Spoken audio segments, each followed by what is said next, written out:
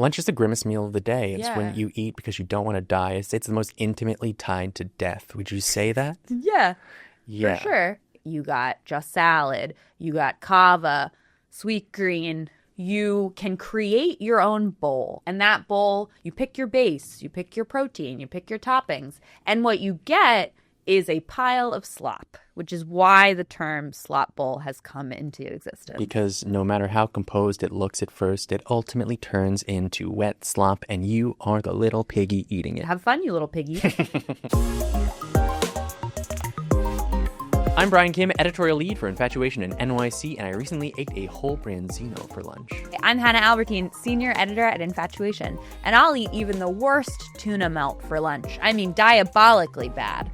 And this is Restaurant People, the show for people who eat at restaurants sometimes, from Infatuation. Today on Restaurant People, we're returning to office. We're saying goodbye to the PJs, getting off the couch. That's right. It's finally time to talk about office lunch. Where are people eating during the day? I just remembered I'm out of arugula and yogurt at home. Oh my gosh. My yogurt's gone bad. Ugh, that means you really let yourself go. We're going to need to find some Slop Bowl chains to eat at. I want to know what you think of Cava and Sweetgreen, if you even like these places. I like them, but I do have complicated feelings. Okay, we'll save it for the episode. We'll get into it. We'll be joined by Austin senior editor Matt Jacobs, who's going to talk to us about lunch in Texas and how office lunch varies depending on the city and industry. All that and more on this week's episode of Restaurant People. Yeehaw! On your first day of working at the Infatuation, what did you eat for lunch? I remember this vividly. Do you know why? No. I think you do. I've told you this before. Let's hear it. So, I was a vegetarian for about 8 years before I joined the Infatuation. Yeah. A pescatarian for, I think, the last few of those. Mm-hmm. And when I went to interview at the Infatuation, the topic did not come up, and I didn't tell them that I did not eat meat and had not eaten meat in 8 years. But that was a thought you had. You were like, if I get this job, I'm going to have to eat meat. Yeah, for sure. But I was definitely hiding my past a little bit because I really wanted the job. Yeah. And so my first day in the office, I'm trying to blend in, right? Everybody's ordering food. Oh, no. Back in the day, we used to order whatever we wanted off like Seamless. Every day? Yeah, it was amazing. So I was like, oh, God, I can't order something vegetarian. They'll know. So I was like, I'll have that chicken pasta. It was my first day in the office. That is such a bold lunch order. I know. So it arrived. Inadvertently drew more attention to yourself by doing that. Maybe. Yeah. Maybe. Yeah. So it came, and I'm staring at this chicken pasta. I'm like, oh, God. Ugh. I'm going to eat chicken for the first time in 8 years. If you ever want to truly appreciate a burger, don't eat one for 8 years and then eat one for the first time. That's really good advice. Yeah. Oh, and bacon? Oh, my God. Don't even get him started. So good. Even better than the burger. So you actually had no transitional ailments. No, none whatsoever. Wow. Yeah. Uh-huh. You got an iron tummy. Thank you. And to this day, I don't think I've told my bosses that I was a vegetarian when they hired me. Well, I was a pescatarian at that point. That's a lovely story. Thank you for that. You're welcome. That's really good. Do you remember what your first office lunch at the Infatuation was? I do not remember what I had, but I remember walking outside because our office at that point was on like Broadway and Canal. And I must have gotten coffee or something. And I just remember being like, I've hit the big leagues. I'm walking on Canal Street. But those were the days. Those were the glory days of our office lunch. Because office lunch is so good when you can choose whatever you want to eat. It's like Christmas. It's Christmas. Every day. Yeah. Hanukkah every day. Hanukkah, 8 days. Who was it that said they wish lunch could just be a pill they swallow? It was one of our coworkers. That for sure. really bummed me out. I get it, but it's so upsetting. But I get where they're coming from because what do I eat for lunch half the time? A protein bar. It's the closest. That's just a you big can old get to pill. a pill. It's a chewable pill. It's a chewable pill. And it's like we all have a pressure to continue to be productive, and you just happen to need to eat. Mm-hmm. It's like you function alongside lunch. Yeah, lunch I think is the meal we eat most reluctantly. Our office, for the record, is kind of, what is it, Hudson Yards-y area, Manhattan West. Mm-hmm. Very corporate, typical corporate, midtown New York. Yes. So I think you've talked to some of the people at our office, and what are they saying about lunch culture there? Overwhelmingly, It was despair. Maddie, our creative director, said, bring back a proper lunch break. Why am I compelled to eat at my desk? And that got a bunch of emoji support. Virginia, our staff writer in Miami, said, when I lived in Spain, lunch was the most important meal of the day. And I really miss that. It was like 2 hours long with multiple courses, but still cheap. Their menus del dia were usually like 20 euros, which included wine. I would love if our country adopted all of the above. Wow. Could you translate menus del dia for me? I think that's menu of the day. Wow, that sounds so Could even good. be plural menus of the day. Oh my gosh. Yeah. Yeah, but that's like a big, I think, cultural difference, Yeah. right? Europe versus America lunch. Here it's all about capitalism and maximizing your profits, right? And we're all just kind of like playing this game too, just willingly. We're down. Are you a little capitalist? I'm a little capitalist. Dang. Do you actually take a lunch break? No. Okay. I don't want a lunch I want break, to force a 2-hour banquet every day, 4 days a week. That is nuts. And also, I want to go back to this lunch break thing. Do you like lunch breaks? Do you want a lunch break? You know what? I don't need to eat in the wild. I'd love a walk. Yeah. Go outside, take a lap, take a beat, call a friend. That'd be nice. We at work, we can take lunch breaks. It's not like we can't take lunch breaks. We're busy. We got stuff to do. Exactly. I have so much to do in the day. If I take a lunch break, it means I am just not going to do that work until later. So you're just delaying work. True. The nature of our work is we just have these set tasks that we have to accomplish, right? It's not like we come in and we work 8 hours and we're done with all of our work. Right. So yeah, I'm not like entirely in favor of an hour-long lunch break. I'm not doing that myself. Lunch in New York varies slightly based on the industry. I mean, I think that's probably true in all cities. If you work in Midtown and you're an executive, you might be having a power lunch, although I think that's happening less and less because people are busy and on the go. But if you are not just like a Brad and Chad going to Chopped or Cava, you might be having lunch at Le Rock. You might be having lunch at Santi, the Grill even. You might be going to Jupiter, even though it's in a basement. Downtown media scene, I think there's this idea that if you're not going to the Conde cafeteria, you might be going to the Odeon, say, or even Alto Paradiso or St. Ambrose. But you're unemployed if you go to St. Ambrose. St. Ambrose, for such lunch. a sceney lunch spot. Sceney lunch spot. You're an entrepreneur, self-described, if you go there for lunch. And then there's like the Gallerinas in Chelsea. They're going to Cook Shop. They're going to Botino. They're getting their really expensive little sandwich that they're going to eat a couple bites of. Sorry, Gallerinas. You know, there's like a little tech scene in Dumbo, Time Out Market, or Celestine. That's that restaurant down there. Celestine, yeah, right on the waterfront. Beautiful Really nice views. If you're having lunch at Celestine, you made it. You made it. And you want people to know about it. And then there's Nomad.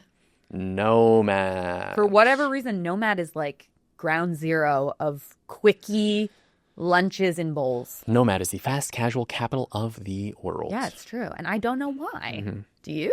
2013, Sweetgreen opens its first New York City location in Nomad. Yeah. Originally, it opened in 2007 in Washington, D.C., right? But it made its way over to New York City and it changed the game in 2013. All the other salad chains just weren't as cool, even though Chopped opened in New York back in 2001 and Just Salad also in New York in 2006. That's older than I thought. Yeah, but New York City loves a salad chain, right? Yeah. These ones, and they're still popular. I'm not saying they were failures at all. They just weren't as cool as Sweetgreen. For whatever reason, Sweetgreen came and had like a cultural cachet associated with it. It came, and now it's got over 200 locations around the country. Yeah. And Sweetgreen is just like the quintessential millennial lunch. It is like the millennial restaurant. Let's talk about that a little bit. What do you think Sweetgreen was doing that worked, that hit home with people? I think they had slightly more niche artisanal ingredients in their salads, right? And they had great recipes. They had great design. It was just like minimalist, millennial. Yeah. It looked like every millennial's apartment, right? Right. And then it just came around at the exact right time when all these millennials are entering the workforce, right? So if like the average millennial today is 37 years old, you're entering the workforce in like 2010. Yeah, that's right. So it's just, they came at exactly the right time. Those same millennials who are 37 or whatever, they were in, I don't know, middle school watching Supersize Me at school. Yeah, except now the odd thing is Sweetgreen down significantly, Cava down significantly for the year. Do you know what's up this year? What? McDonald's. Yeah. Just a little bit. But they are doing well. New York young professionals, it turns out, not reflective of the rest of the country. Yeah. Do you know what the new Sweetgreen is? They opened their second location in Nomad. You know, because we recently went. Should we sing the song? What's the song? This bowl. This bowl. What's the next word? It's criminal. It's criminal. Yeah. No, I don't think this bowl is criminal. This bowl, Hannah, you are the biggest This Bowl fan. This bowl come on. was originally a chain from Australia called Fish Bowl. They just opened their first location, I think, last year in NoHo, and they opened their second location in Nomad. Nomad is the microcosm of fast casual chains. All of these places, pretty much, you know, you got Dig, you got Just Salad, you got Cava, Sweetgreen. What else? What am I missing? Midday started in Nomad. That's like an Indian fast casual concept. Pret. Which is slightly different in terms of, because it's grab and go. But a lot of these places, you can create your own bowl. And that bowl, you pick your base, you pick your protein, you pick your toppings. And what you get is a pile of slop, which is why the term slop bowl has come into existence. Because no matter how composed it looks at first, it ultimately turns into wet slop, and you are the little piggy eating it. Yesterday, when I told Britt, our one of our lovely social media extraordinaires, that we were going to eat some slop bowls in Nomad, she said, "Have fun, you little piggy." And I was like, yeah, that's what we are. Yeah, that's rude. I'll be reporting. Cava is the wettest. And, Cava is definitely the wettest. Well, I'm happy to, say that I loved my This Bowl. This Bowl is Sweetgreen and Poke had a baby. Had an Australian baby with the same font that Thrasher uses. It's like little Gen Z skate kids who really love to put good nutrients in their bodies. I would not eat sashimi-esque salmon at Sweetgreen. For whatever reason, I wouldn't do it. I'd be like, raw fish, no thanks. But for some reason, inside the confines of this bowl, it feels right. It's the darkest, most moody, loud music, fast casual place I've ever been in. They've got like a projector showing home videos on the wall. It could be a gallery opening if you squinted. It could. What did you say about the Gen Z stare? Well, the cashier was doing a Gen Z stare. Do you want to give camera? It's just kind of like this. It was like that. She was really nice, though. It's like, I feel like a bumbling millennial when that happens. I'm like, it'll take extra wasabi dressing. They're really nice there, though. They're so nice. I asked if they sold the hats, and they were like, only when the store first opens. And this bowl is going to be expanding soon. We talked about, they have received funding from the private equity venture capital firm. Yeah, what's up with these private equity venture capital boys? They're obsessed with fast casual chains. I think after the success of Chipotle and Sweetgreen, they want to get in on the game. And it's not all of them. It's just some of them. It's specialized. It's like a circle. It's like, okay, if we feed our employees their little slop quickly. Honestly, it's a good plan. They'll go back to work. Yeah, It's a great idea. It's vertical integration. Oh, God, don't use those words in front of me. No, but so this bowl, right, it got funding from, I don't know how much, but got funding from this venture capital private equity firm called Stripes that also has funded pretty much every other slightly annoying cool business you can think of. Name a slightly annoying business. A24? Yeah. Stripes, Erewhon? Oh my God, they're on it. I know. They're going through all these companies. They're like, who's kind of annoying? Pop-up bagels. Pop-up bagels is coming to Philly, and people are pissed. Yeah, thanks. They do not like thanks the idea. to Stripes. They don't like the idea that you can't get one bagel. They're like, what the hell is that? That makes me so angry. No, I agree. More businesses, Reformation. Okay. On Cloud. Stripes has been involved in correct. all This is their of business these. strategy. Yeah. And just forcing this culture upon us. There is such a connection between, surprise, hello. Such a connection between the office lunch, the slop bowl territory, and big corporations. Yeah. They yeah. are together. They're having a love affair. It's all connected. Yeah. We need like a little office with a cork board and like a whiteboard where we can just like start putting the pieces together. Yeah, you know for what I mean? sure. We got to get to the bottom of this. Okay. So speaking of just office lunch delivery and then corporate money being present in this space, Yeah. A company called Wonder Oh, God. is doing batched office deliveries. Yeah. I'm pretty sure I saw it in our office.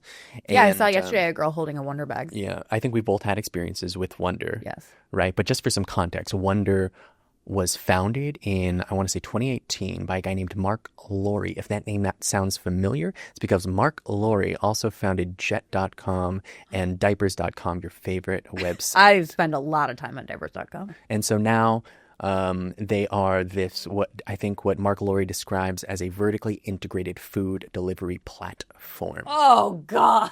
So Let's break it down. Let's do a close reading. Vertically integrated yes. food delivery platform. Yes, it's because Wonder essentially owns these restaurants, right? They're fake restaurants. Yes. It's like a ghost kitchen Yes. situation. And they will have these restaurants called Lime salt. Lime Salt. That's one of them. Bobby Flay Steak. That's yeah. another one. Bobby Yeah. Flay Steak doesn't exist in the real world. It does exist at Wonder. And you can order from these fake real restaurants through Wonder. And then they will prepare the food mostly off-site, Yeah. and they'll bring it to the Wonder locations. When you order that food, they'll then just like reheat it or prepare Heating it up in one kitchen. So Yeah. if you're just looking online or on the Wonder app, it appears as though you're on any other delivery app. You've got your choice of restaurants, your choice of cuisines, but really all of these facilities, it's one kitchen. It's one place. That's like their whole pitch. They're like, you can order from 30 different restaurants in one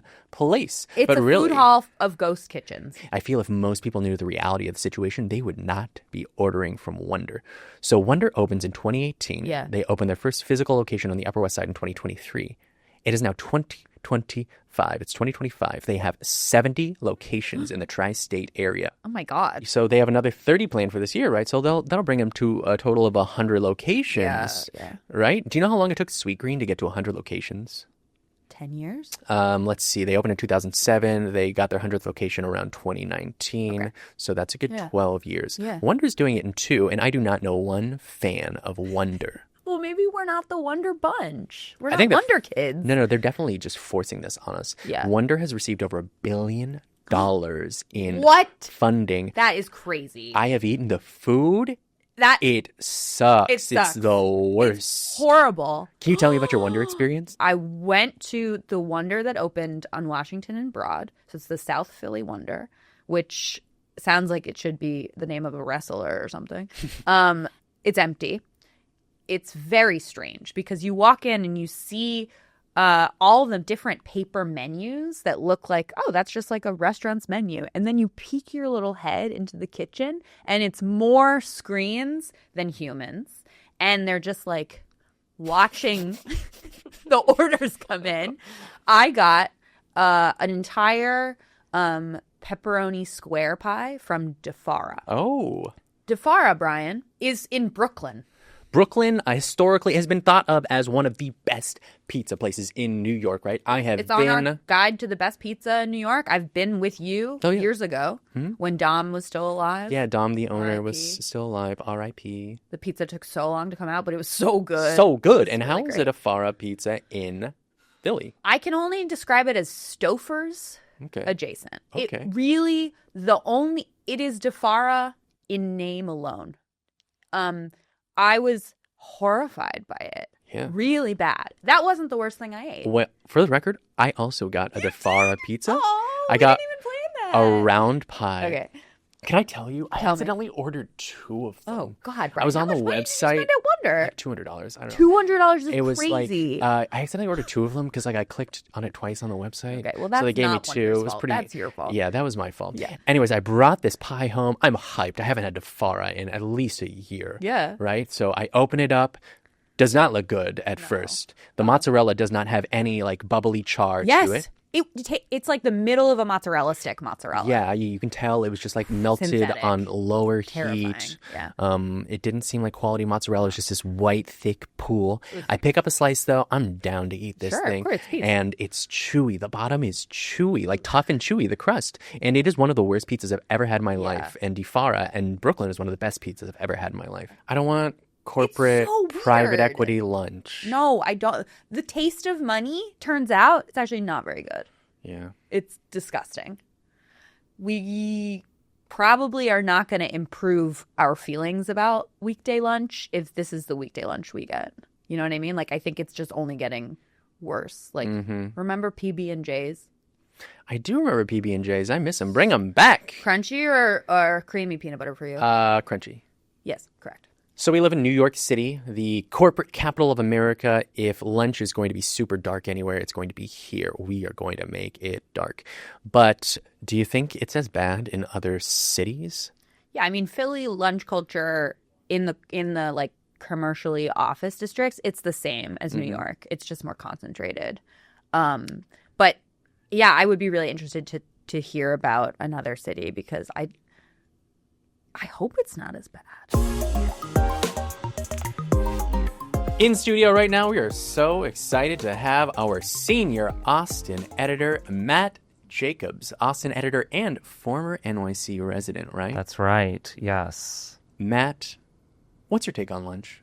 Well, I guess, okay, what lunch are we talking about? This is the division. There's weekend lunch, Yes. there's office lunch. Yes, Two interrelated but separate cultures. that's right. So, where are we going? We are talking about weekday office lunch because I think actually weekend lunch has been co-opted by, maybe corrupted by brunch. So weekend lunch is like Weekend lunch is dead. its own thing. It got killed. It is. Replaced by brunch. It was murdered. Weekend lunch is lowest on Maslow's hierarchy of meals. Yes, that's Yeah. totally right. Yeah.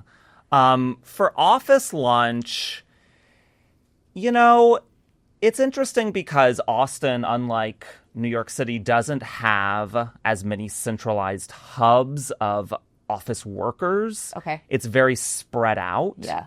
We don't have something as potent as like Midtown, Union Square, Financial District, where you get these clusters of lunch-specific spots, and we all know what we mean by like lunch-specific, Yes. you know?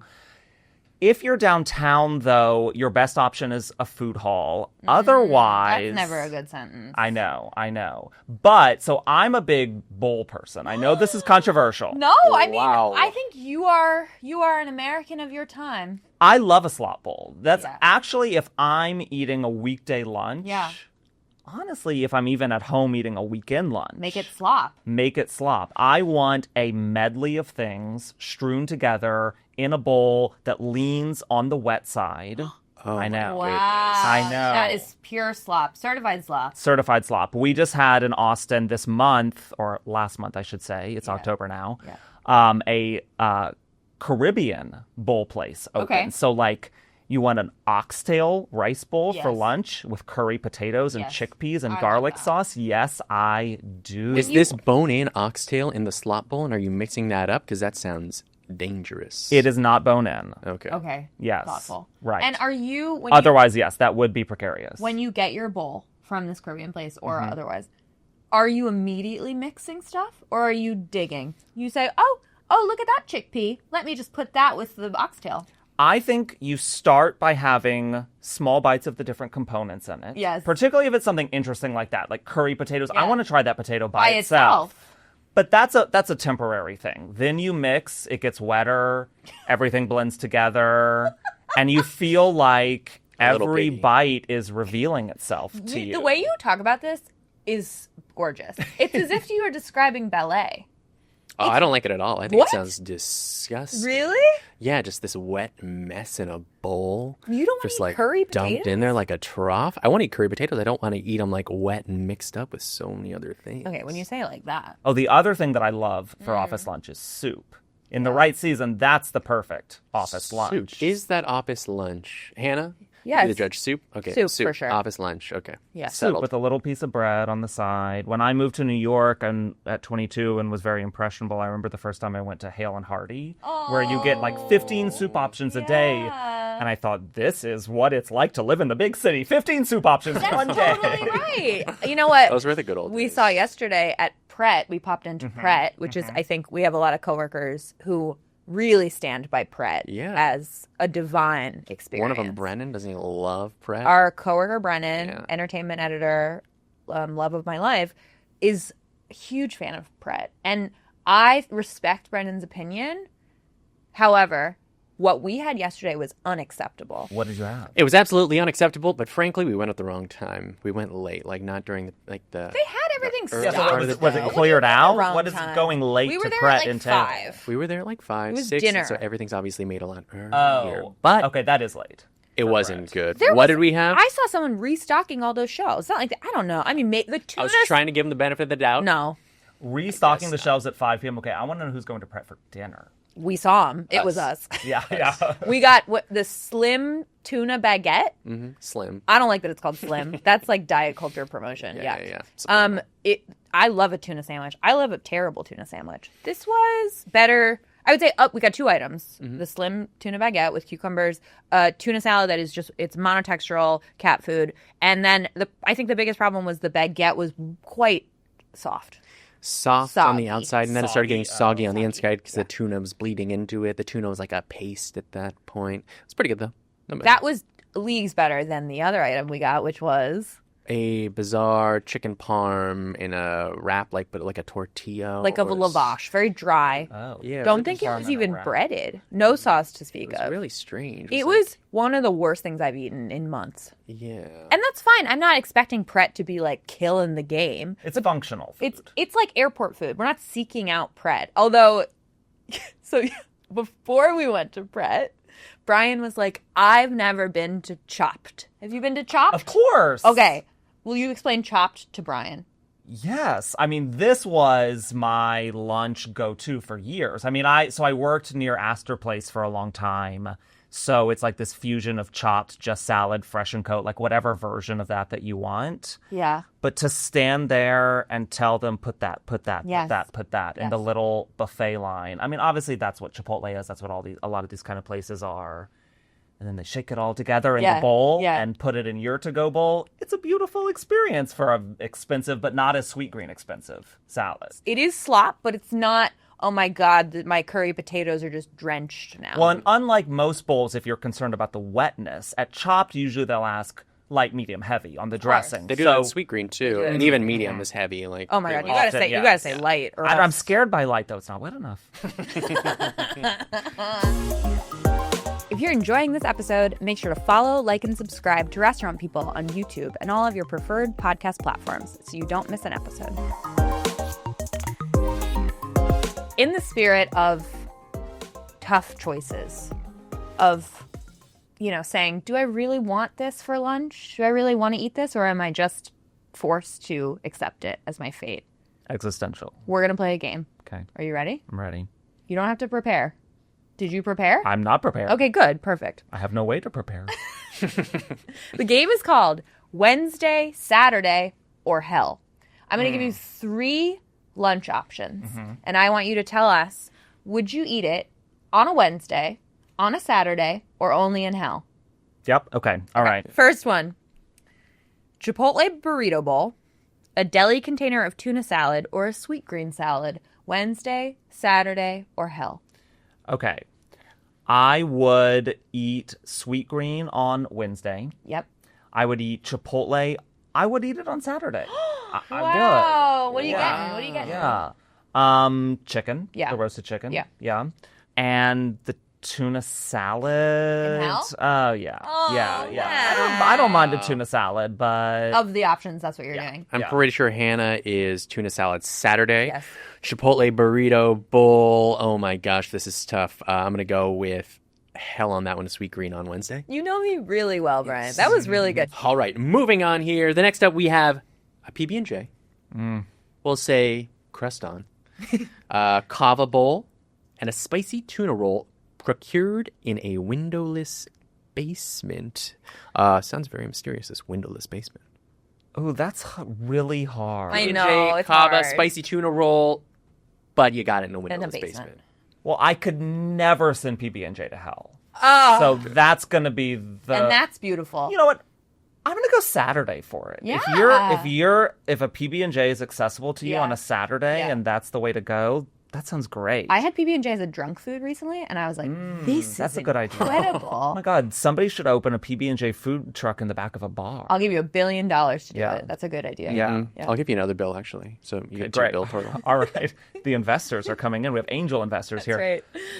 I'll do Cava Bowl on Wednesday. Okay. And I'll Appropriate. chunk the sushi roll to hell. Yeah. PB&J, I'm going Wednesday, Cava, Saturday, spicy tuna roll also.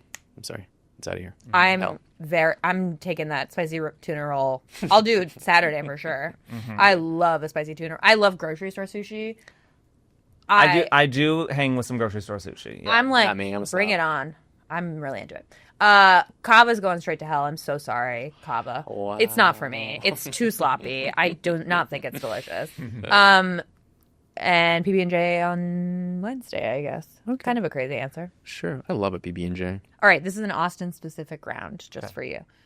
Lambert's Barbecue, Texas Chili Parlor, or Home Slice Pizza. Wednesday, Saturday, or hell?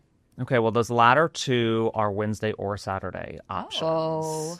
What are they? Will you tell us? I pulled these from the lunch guide. Yes. From Infatuation Austin. Great lunch spots, also great dinner spots. Texas Chili Parlor, anyone visiting Austin should go to Texas Chili Parlor. I like the sound of it. It is this little roadhouse dive that serves chili and Tex-Mex food. It is such a fun place. Yeah. It's the kind of place you walk in and you feel like everyone sitting at the bar has been there all day long and also there since 1974 Love. and remained there. Yeah. Extremely potent margaritas. So it's also it's close to all the like downtown concert venues, so people will go and have like a big This meal. sounds perfect. It's so Sounds fun. It's so fun. magnificent. We put it on the top 25 Fun. for a minute. Okay. Just because we love it so much. Yeah. And then we got control of ourselves. So I'm going to have to go. Home Slice Pizza is a fun pizza place. There are a couple locations, really great Italian sub.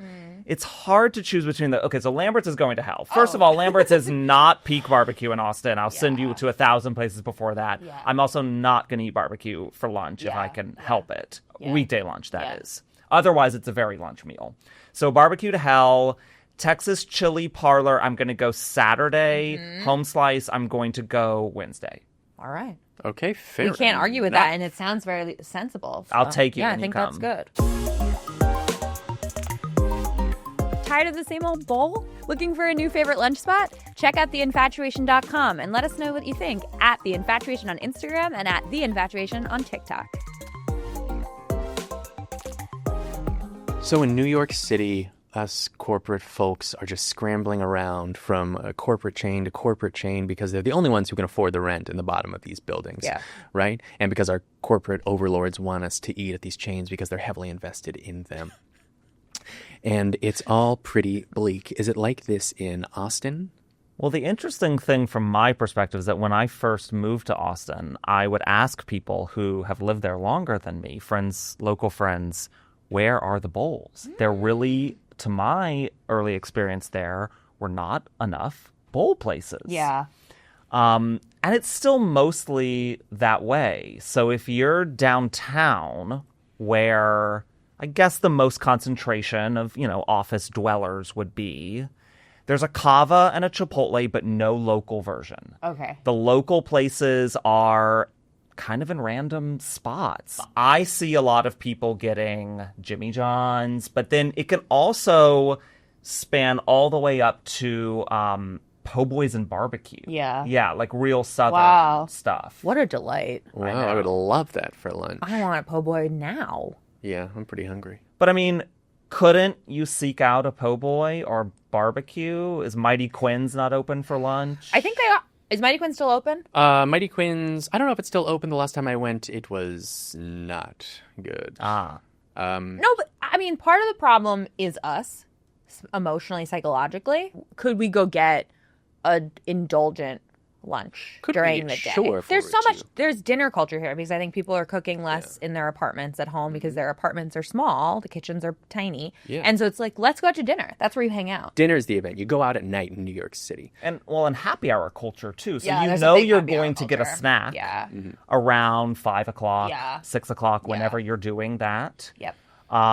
So it's easier to skip lunch or have a light lunch. Often your employers are chaining you to your desk, essentially. So you're bringing whatever you're picking up back and getting right back into it. Or, like I used to, you work in an office where every day there are catered lunches where... Yeah, right. And you think, oh, what an amazing perk. And then it dawns on you that this means I don't have to leave the building. Well, there are more and more offices that are offering cafes or cafeterias as a benefit, as an enticing thing to draw talent. Are they ever good, do we think? I can tell you they are sometimes good. Where did we go, Hannah, recently? It was a global financial firm in the Hudson Yards area. So these people make more money than we'll ever dream of. And And you guys just kind of sailed on in. We had an inside. We had an Let inside. us in, slipped us in through the Yeah. back door. Okay. we were slightly undercover. This place looks magnificent. It is, I mean, it's Aesthetically. aesthetically. It looked like a nice boutique hotel. Yes. You go up, it's the 50-something floor to ceiling windows. You see all of downtown Manhattan in front of you. This is a view worth millions, right? And they're open for breakfast starting at 7 in the morning. Wow. Through lunch until like 3 p.m. And it's all free. And to my knowledge, you can have as many guests come as you want. Yeah, you can eat as much as you want. They have this hot bar. They've got like a salad bar. They have sandwiches to the side. They've got a kosher section. They've got probably other sections. So I'm noticing neither of you has commented on the quality. I love of the that. food. Thank you for asking. Well, free food. Free food tastes Sure, really that is good. true. But so they have someone employed there who they call the head foodie. The head foodie is not making the food, but is in charge of curating every week's theme. There's a theme every week. So what was it when you Last guys went? week, it was tartine themed, like the place on the West Coast. Okay. This week was prune themed, Prune, yeah. like the Oh, like the restaurant restaurant. in New York City. Yes. Yeah, they had the cookbook up for display. Although I'm not sure the food we ate was necessarily screaming prune. Yeah. I had like a lamb burger. That So are they doing spins on prune dishes? I don't Tough know. to say. I thought Inspired, when maybe you loosely said theme, inspired. I thought you meant like it's Halloween Yeah, or I'm something sure they like also that. do that, but this is high class. You yeah, know? it's much chicer than that. The lamb burger, I will say, was not The good. lamb burger was not good, but the Monte Cristo sandwich, really good. Yeah, why not? They the lamb have- burger was the only bad thing. They have lentils. They have like beautiful lettuces. They call it lettuces. I was really struck by that. Plural. They have a toaster where there's like whipped butter on the side. And actually there was a fire in the cafe. They call it the cafe. There's a fire in the cafe because some ding dong put butter on their toast and then put it in the toasted toaster. I mean, it was giving like the nicest college dining hall you can imagine. Uh-huh. And people were hanging out and eating lunch People in seemed groups. happy. They were really happy. Those people must be making that company so much money that the company's like, "Ugh, what do we do with this money?" So obviously, we're all going to hell, and when we get there, what fast casual chain's waiting for us? I'm going to say Chipotle. I've already been. It's Wonder. Hell is definitely Wonder. Do you know about Wonder? I am familiar with the concept of Wonder, yes. Unfortunately. I think keep it that way. Yeah. Don't I have no plans to experience one. experience it. Yeah. If we wanted to take lunch a little more seriously as an American culture, if we wanted to like really lean into the pleasures of lunch, like, what are ways we can do that? I think you need to brunchify lunch. Oh, can you That is expand? good. You know how you look at a brunch menu and there's certain things that would not be on a breakfast menu and would not be on a lunch menu. Yes. How can we make lunch something that is Like a hybrid fun thing. yes. Yeah, I Yes. I don't have the answer Me to the neither. question. Yeah. And it's kind of a ridiculous No, question. I like it a lot. But I think lunch is destined to sit in some land of oblivion until there is value to lunch in and of itself. Yeah. I think in Austin, the one exception to that would be barbecue on the weekends. That is a true lunch ritual. Most barbecue places are not even open for dinner. Yeah. So that would be one example, but on a more national Yeah. or everyday scale, because you don't want to wait in a 2-hour barbecue line every Saturday. Right. You need to brunchify lunch. Wow, brunchify lunch. Brunchify lunch in your life, Bryan. I don't know. I'm still kind of. What does that mean exactly? Can you give me an example, specific example of brunchifying lunch? Make it more fun? Make Yeah, it fun, or yes. certain things that we're eating. I think it's a combination of Am I eating both. pancakes? Primarily, it's the fun. Yeah. I think, what do we think of with brunch? We think of boozy. Yes. We think of you are having like daytime fun with your friends that might segue into an afternoon of more fun. Yes. It's the perfect kind of social substitute for dinner. Yes. If we want lunch to touch anything like that, can we like christen a lunch cocktail, for example? Yeah. You're saying bring back like boozy lunches. Yeah, the I mean, three martini essentially lunches. We are talking about the workplace martini lunches here. lunch. The martini Right. lunch, I mean, it would make it more fun for Right. sure. Yeah. Make it more fun. I'm down Better for that. workplace gossip. Oh my God, there'd be really good workplace gossip. Yeah. I like what you're saying. I think diners are a really great place for Great, lunch yes. because similar to brunch, you get lost in time. You're like, I could be anywhere. I could be anybody. I'm gonna have pancakes with my like split pea soup or whatever. Like the rules don't exist. Before we do any of this, though, we New Yorkers need to give ourselves permission to go and enjoy. You guys have some issues lunch, to work out. Everyone needs to go to a therapist and talk about. We've got this guilt that you feel when you're Yeah. gone for more than 20 minutes from the office. Yeah. And we just need to tell ourselves, hey, it's okay. Your raise is not going to be that big this year either way. Yeah. So, like, what's the rush? What's the rush? No one cares. Go, yeah. Take a second. Go enjoy some lunch. Live your life. Matt, thank you so much for joining us. This was really fun. Thank you for having me. What an honor. We'll see you in hell. Hopefully. I'm Bryan. I'm Hannah. And this was Restaurant People, a show from Infatuation. See you next time. Lunch, anyone?